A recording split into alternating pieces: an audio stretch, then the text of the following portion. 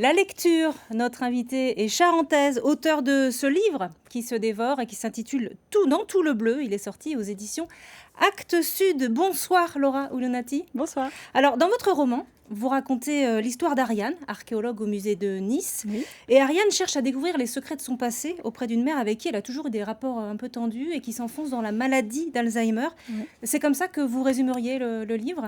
Oui, et c'est aussi, au-delà de la maladie, un roman sur la quête d'identité et un roman sur un pan de l'histoire de l'immigration italienne du côté féminin qui était, selon moi, un angle mort qui était trop peu exploré, à la fois par la littérature générale, les romans, c'est vrai qu'on pense tous au Rital de Cavana, etc., mais aussi dans la recherche. Donc c'est vrai que ce monde domestique, fermé, féminin, plein de secrets m'intéressait parce que c'est vrai que je viens de là et ça a été une nécessité. Ouais. C'est vrai qu'en toile de fond de votre livre, il faut l'expliquer, il y a l'histoire avec un grand H, puisque la mère d'Ariane est une immigrée italienne qui est venue s'installer en France dans les années 60.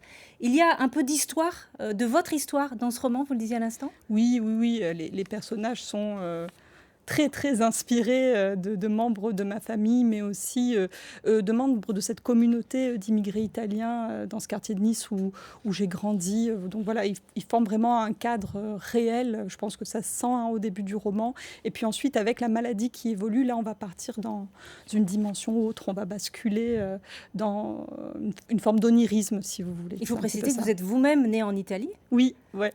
Et je suis arrivée toute petite en France, mais ouais, je suis née en Italie de parents italiens. Voilà. Est-ce qu'on peut dire aussi que c'est un livre sur la vie des déracinés, sur la dureté de l'exil ou pas du tout ? Oui, et c'est aussi une réflexion sur le pourquoi c'est si difficile, même quand on est une personne qu'on pourrait dire bien intégrée, qui a collé à tout ce qu'il fallait à l'école, etc., qui connaît presque rien finalement de son pays d'origine. Pourquoi est-ce qu'il y a toujours quelque chose en soi d'oblitéré, en fait? Qu'est-ce qu'on cherche?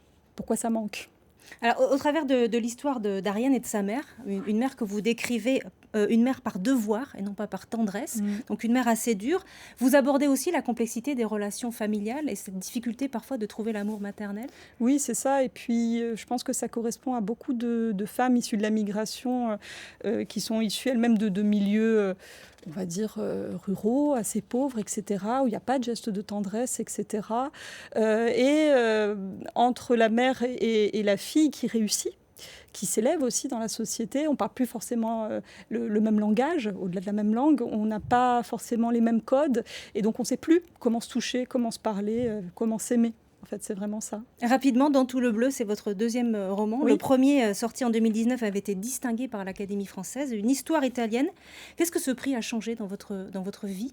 Il m'a donné confiance, principalement. C'est vrai que pour écrire le deuxième ? C'est ça, mais c'est aussi, je pense, pour beaucoup de femmes, le problème de la légitimité, d'oser faire et de se sentir vraiment écrivain. C'est ça que ça a permis, avant tout. Merci beaucoup Laura Oulonati, donc c'est comme ça qu'il faut le prononcer. Je rappelle que votre roman Dans tout le bleu est sorti aux éditions Actes Sud et qu'il est disponible dans toutes les bonnes librairies. Merci beaucoup.